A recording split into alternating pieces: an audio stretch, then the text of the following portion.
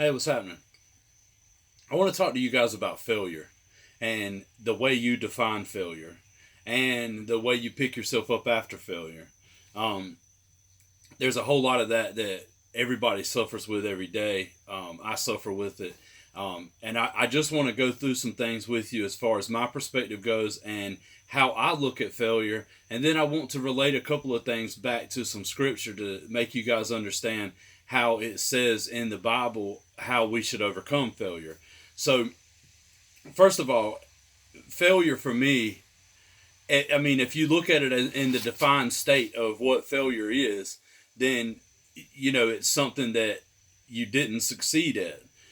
Um, and so I've had a lot of businesses. I've had a lot of businesses. So over the years, some people would look at it and say, man, you failed like a whole bunch of times.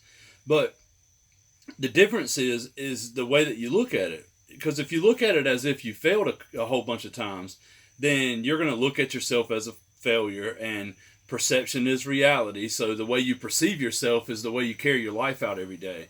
And I certainly don't look at some of the opportunities that I had that would be defined as failure. Absolutely was not a failure in my mind, because I was able to learn so much from that experience. Um, a lot of times I'll relate to my failures as experiences, and that's 100% how I look at a failure. So, in my life, at 19 years old, we started Auto Aces. By the time I was 22, 23 years old, that was completely done. Then I went to work for a safe company, cracking bank vaults. I worked in a body shop as a foreman. I started another business called Low Gear, which was a clothing line that went on the road and vended at car shows. And that clothing line became, I was selling more Mardi Gras beads and die-cast cars. So the clothing line kind of became second to the vending booth. Like it wasn't really prominent at all at the vending booth.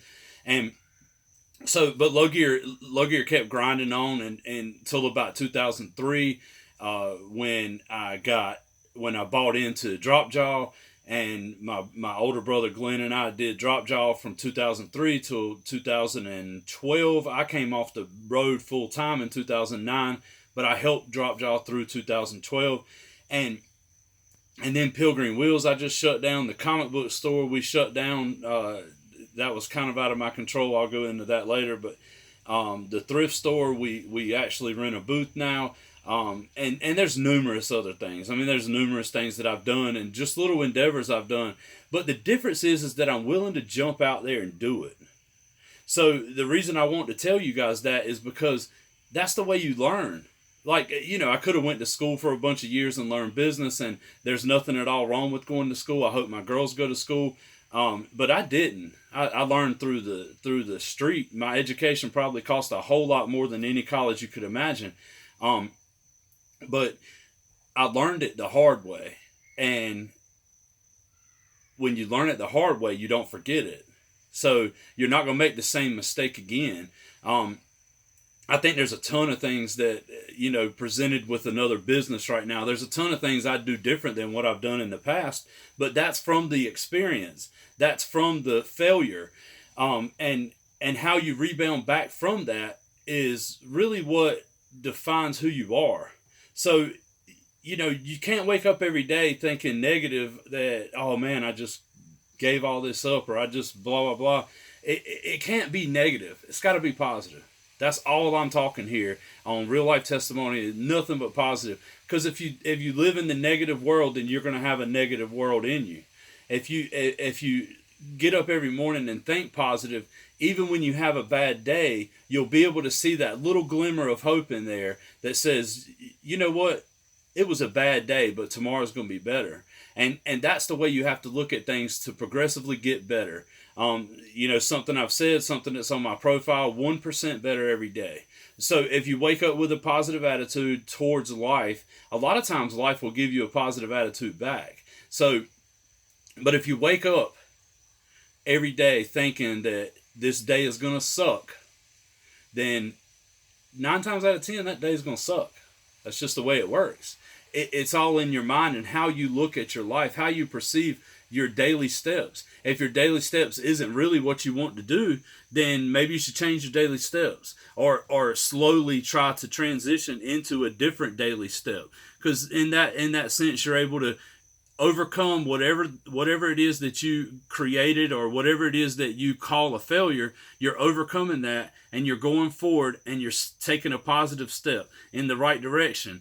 Baby steps. I've heard that my whole life in business. Everything you do takes baby steps, whether it's reading the Bible every day or starting a business. If you think you're going to dive in and it's going to be successful after day one, then you should probably rethink what you're going to do.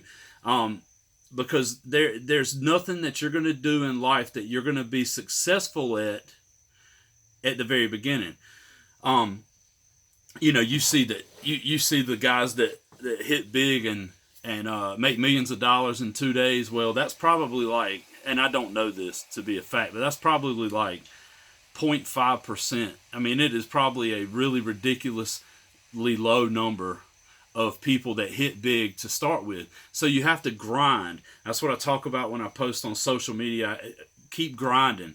That's the grind. Like every day you're grinding. You're grinding to do something different. If you want to, if you want to really make a difference in your life and in other people's life, then you grind every day to become better and to shine your light brighter. So that's something I pray about a lot for myself. I pray a lot about shining my light brighter. I want my light to shine where when I walk into a area, people know that I'm a positive person. So that way I stay away from the negativity. And a lot of times that stuff follows you, but you try to get away from it as much as you can. So, and I'm growing through this, and I'm hoping there's some people watching it that get something from what I'm talking about. But through the videos, I'm growing. I'm trying to stay positive. I'm doing a big transition in my life, and I want everybody to see it. I want you guys to live my transition out with me. I've read the Bible. I know this is kind of silly, but on the Bible app, YouVersion, it has a streak now of how many days in a row you've read the Bible. Well, it's kind of an accomplishment. I understand it's kind of like cheesy in the way of you're supposed to read the Bible anyway, but like my streak right now is 265 days, and I'm proud of that. I'm proud of that because that means for 265 days straight, I've at least read a verse out of the Bible. And to me, that's an accomplishment. So it allows me to feel accomplished. And little things like that is how I continue to grow as a Christian and as a guy that tries to live, a positive life. So speaking of that, I want to tell you about some Bible verses. There's a couple of them. First of all, in Proverbs, it says, Proverbs 24:16, Proverbs chapter 24, verse 16, the righteous may fall 7 times, but still get up, but the wicked will stumble into trouble. And so, no matter how many times you fall down, it's about your rebound. It's about how you get up, how you come back from that fall down. Another one is Proverbs chapter 14, verse 32. It says, the wicked are crushed by disaster, but the godly have a refuge when they die. So, and the last one I'm going to read is from 2 Corinthians chapter 4, verse 9. We are persecuted, but God does not leave us. We are hurt sometimes, but we are not destroyed. So, if something hurts you, if something kind of stings, if something happens in your life that's like, I was not prepared for that, and it threw me back a little bit, then the old cliche saying, if it doesn't kill you, it makes you stronger. That is 100% what that Bible verse means to me.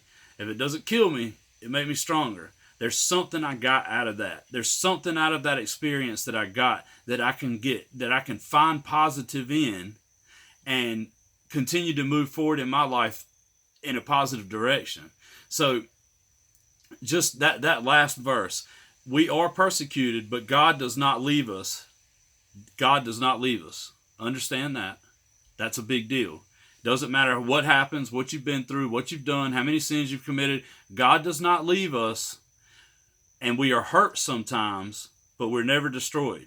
So when you wake up and you breathe that air and you got a day in front of you, it's all up to you about what you do with that day. Think positive from the beginning, and at the end, it'll be positive too. Thank you for listening. Till next time, real life testimony, because everybody has a story. Peace.